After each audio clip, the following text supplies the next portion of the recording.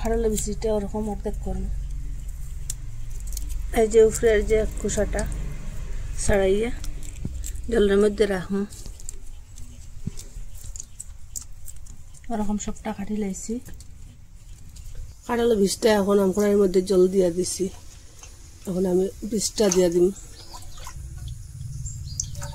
এটা চ্যানেলের মধ্যে অলরেডি দেওয়া আছে খোসাটা পরিষ্কার করার পদ্ধতিটা, আপনারা চাইলে দেখতে পারবা গিয়া। 7 মিনিটের মধ্যে সিদ্ধ হোক এটা। এটার মধ্যে আমি লবণ দিয়ে দিই একটু বেশি, কাঁঠাল বিচির মধ্যে তাড়াতাড়ি সিদ্ধ হোক। পরে আমি এটা ডাকিয়া রাখলাম। এখন ঢাকনাটা সরাইনি। এটা 7 মিনিট হয়ে এটা 15 মিনিট হয়ে গেছে গিয়া সিদ্ধ।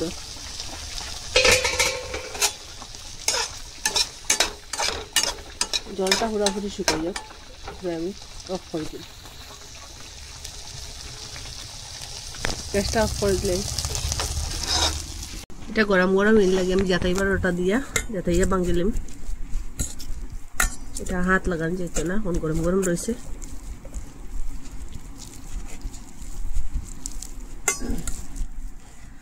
একটু একটু তাহক, খাইতে স্বাদ লাগবো। এখানে পেঁয়াজ ওরকম করে কাটিছি আমি পাতলা পাতলা করিয়া। আর যে কাঁচা মরিচ আর খেরি পাত্তা নাগাদনির পাত্তা। আর এখন আমি শুকনা মরিচ বাজা লইম। শুকনা মরিচ, লবণ। প্রথমে শুকনা মরিচটা ভাঙিম লবণের সাথে। খেরি পাত্তা নাগাদনির পাত্তা কাঁচা মরিচ, এরপরে পেঁয়াজটা মিশাইম।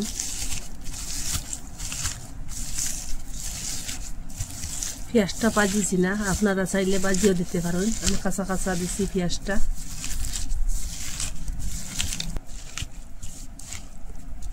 ওই যে কাঁঠালের বীজটা এটারে একটু আধ দিয়া ম্যাশ করুন।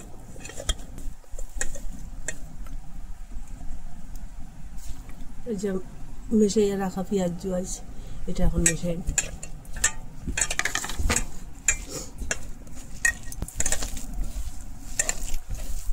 কাঁঠালের বীজ দিয়া সেই ওরকম একদিন ভর্তা বানাইয়া আপনারা খাইবা। আর আমার চ্যানেলটা আপনারা সাবস্ক্রাইব করবা, কমেন্টের মধ্যে জানাইবা, লাইক শেয়ার করবা। আজকের ভিডিও এখানে শেষ। নতুন আর একটা ভিডিও নিয়ে ফিরে আসবো বন্ধুরা।